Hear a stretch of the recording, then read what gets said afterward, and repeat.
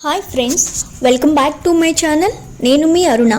ఈరోజు నేను ఒక ఈజీ అండ్ టేస్టీ రెసిపీ బీరకాయ పాల కర్రీ కోసం ఈ వీడియోలో చెప్పబోతున్నాను. మనం ఎప్పుడూ చేసేలాగా కాకుండా ఒకసారి ఇలా బీరకాయ పాల కర్రీని ట్రై చేయండి. అన్నంలోకైనా చపాతీలోకైనా సూపర్గా తినేయచ్చు. ఈ కర్రీని చాలా సింపుల్గా తక్కువ టైంలోనే ప్రిపేర్ చేసేయచ్చు. టేస్ట్ అయితే చాలా బాగుంటుంది, మీకు తప్పకుండా నచ్చుతుంది. అయితే ఎంతో టేస్టీగా ఉండే బీరకాయ పాల కర్రీని చేసే సింపుల్ ప్రాసెస్ని ఇప్పుడు మొదలు పెట్టేద్దాం.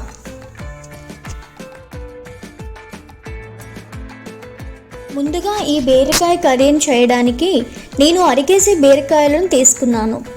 బీరకాయల్ని కట్ చేసే ముందు బాగా కడిగి ఆ తర్వాత బీరకాయ మీద ఉన్న పొట్టును తీసేయండి. అలాగే ఈ బీరకాయ పొట్టుతో మంచి బీరకాయ పచ్చడిని కూడా చేసుకోవచ్చు. బీరకాయల్ని మరీ చిన్నగా కాకుండా అలాగే మరీ పెద్దగా కాకుండా ఇలా మీడియం సైజులో కట్ చేసి తీసుకోండి. అలాగే ఈ కర్రీ కోసం ఒక ఉల్లిపాయని అలాగే 2 పచ్చిమిరపకాయల్ని కూడా కట్ చేసి తీసుకోండి.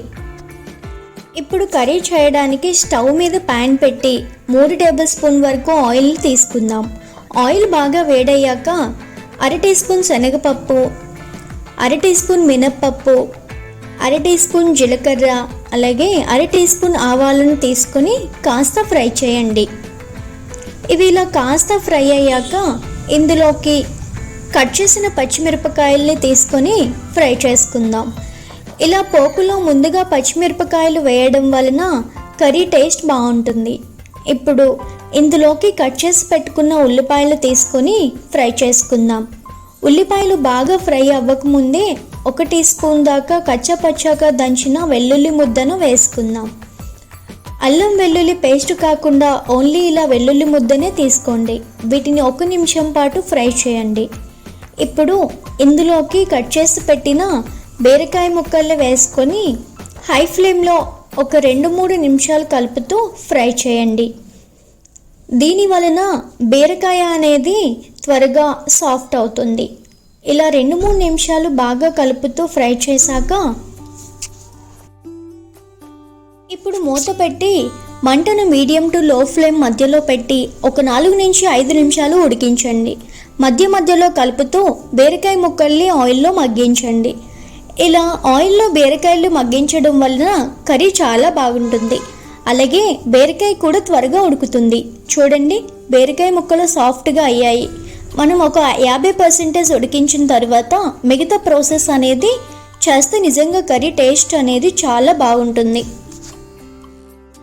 మీరు ఒకసారి ఈ మెథడ్లో ట్రై చేయండి. బీరకాయ కర్రీ మీకు చాలా నచ్చుతుంది.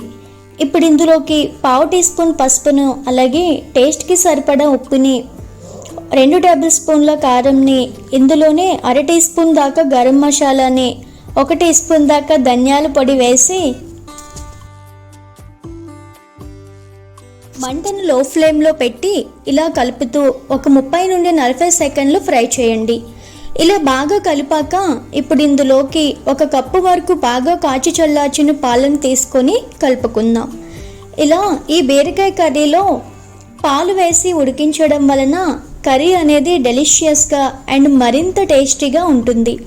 ఇలా ఒకసారి బాగా కలిపి మంటను మీడియం ఫ్లేమ్లో పెట్టి మూత పెట్టి మరో 4-5 నిమిషాలు మధ్య మధ్యలో కలుపుతూ ఉడికించాలి.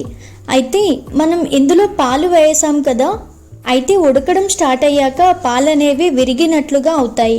మనం ఏ కర్రీలోనైనా పాలు వేసి ఉడికించినప్పుడు పాలు అనేవి కాస్త విరిగినట్లు అవుతాయి. సో కంగారేమీ పడకండి, కర్రీ టేస్టీగా పర్ఫెక్ట్గా రెడీ అవుతుంది. కర్రీ దగ్గర పడేంత వరకు మంటను మీడియం ఫ్లేమ్లో పెట్టి ఉడికించాలి. 4-5 నిమిషాల తర్వాత చూడండి, మనకు కర్రీ అనేది కొంచెం గ్రేవీగా ఉండాలి. అంటే ఈ టైంలోనే తీసుకోవచ్చు. లేదా కొంచెం దగ్గరగా అవ్వాలి అనుకుంటే మూత పెట్టకుండా ఒక 2-3 నిమిషాలు ఉడికిస్తే కర్రీ అనేది దగ్గర పడుతుంది. నేనైతే ఇలా ఉన్నప్పుడే తీసుకుంటున్నాను. చివరిగా కొంచెం కొత్తిమీర తరుగుని వేసి బాగా కలిపి స్టవ్ ఆఫ్ చేసుకోండి. ఇప్పుడు సర్వ్ చేసుకోండి.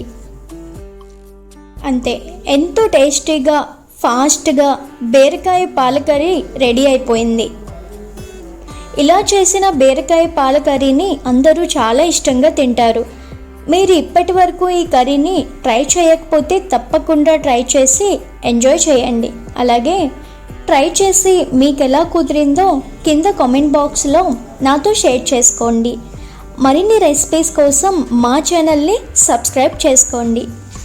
Thanks for watching.